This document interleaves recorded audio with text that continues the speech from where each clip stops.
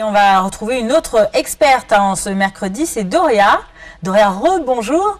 Alors on le sait, tous les mercredis tu viens nous parler de beauté, de mode, voilà, de tout ce qui est la vie selon Adjé. La beauté c'est la vie, ce que tu nous as dit à la première émission.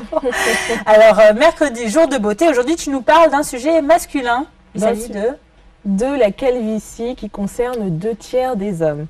D'accord, donc voilà, 2/3 des hommes, ça veut dire que c'est quand même plutôt masculin. Okay. Ça concerne des femmes déjà, comme ça on élimine la question, parce que Adjé nous dit ça concerne aussi des femmes, il y a des femmes sans cheveux. Il y a des femmes qui perdent leurs cheveux, mais la calvitie est spécifiquement masculine. Je pense que les femmes qui perdent les cheveux, c'est une maladie. J'espère tout simplement que l'inspiration de Doria n'est pas venue à l'observation de quelqu'un à côté. Tu sais, j'allais le dire parce que en fait, j'ai remarqué que tu perdais un petit peu de cheveux sur le haut du crâne. C'est ça qui t'a inspiré. Ça m'a inspiré à parler à trouver des solutions pour t'aider. Je suis devenue la source d'inspiration. C'est ça.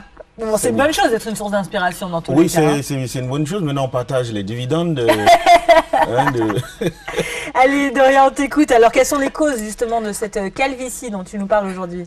Donc, la première cause et la principale cause, c'est qui est hormonale. Donc, ça concerne 80 à 90% des cas. Donc, c'est un phénomène héréditaire.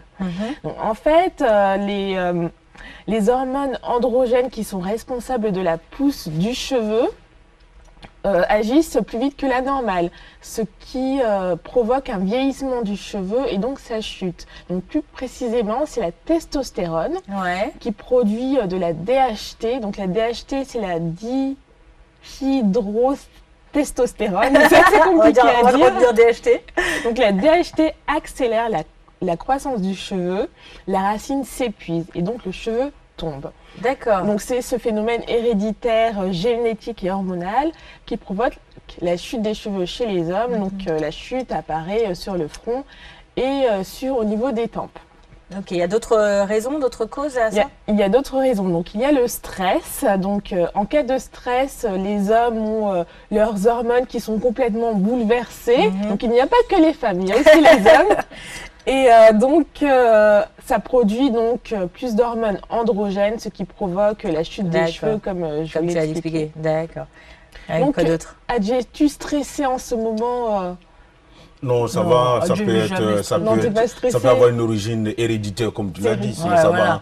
Adjé, c'est la coolitude même, je veux dire. On cherche les causes.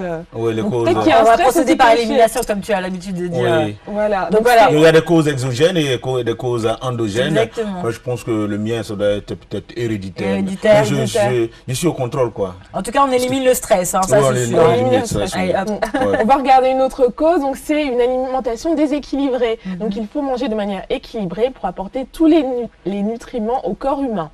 Donc, si vous manquez de zinc, de fer, de cuivre de silicium et de vitamine D, vous risquez d'avoir une chute des cheveux. D'accord. Donc ça, c'est une carence en vitamines, on va dire. Oui, c'est une carence en vitamines. Nutriments. Ok, et puis quoi d'autre encore? Et il y a aussi certaines maladies ou des médicaments que vous prenez qui peuvent provoquer la chute des cheveux. Et aussi certaines affections du cuir chevelu.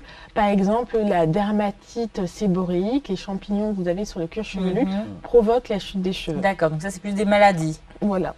Alors, qu'est-ce qui existe comme solution là, rapidement, on va bientôt passer à la pub. Donc, qu'est-ce qu'il y a comme solution pour les gens qui perdent leurs cheveux pour toutes les raisons que tu nous as exposées? Donc, si la cause est d'origine génétique, vous pouvez utiliser du minoxidil, qui est une solution qu'on applique sur le cuir chevelu, sur les parties touchées par la calvitie, et cela permet une meilleure transmission des nutriments au cuir chevelu en dilatant, en élargissant les vaisseaux sanguins. D'accord. Et on s'en procure où, ça c'est quoi ça? Donc c'est sous prescription médicale. Okay. Il y a certaines pharmacies qui l'offrent sans prescription. D'accord. Et donc les effets sont vus après 3 mois d'utilisation. Si le minoxidil ne marche pas, vous pouvez aussi utiliser du finastéride. Et tu te facilites pas la tâche, tu mets que des mots bien compliqués là. C'est des thèmes techniques. Là c'est médical. Qui est un comprimé à prendre par voie orale et qui agit sur la transformation de la testostérone en DHT. Et donc cela se prend pendant 3 à 6 mois et on a constaté 40% de repousse de la repousse chez 40% des hommes et une stabilisation de la chute chez 40% des hommes. Donc en fait, ces deux traitements sont à utiliser sur le long terme et n'agissent pas sur la cause de la calvitie. Donc si vous arrêtez ces traitements, la chute recommencera. Il y a d'autres traitements qui existent, d'autres solutions? Alors il y a une autre... Attends, dis-moi oui ou non? Oui. Alors, on garde ça juste au chaud pour la pub, puisque là, il est quand même l'heure de passer à notre pause publicitaire, la deuxième.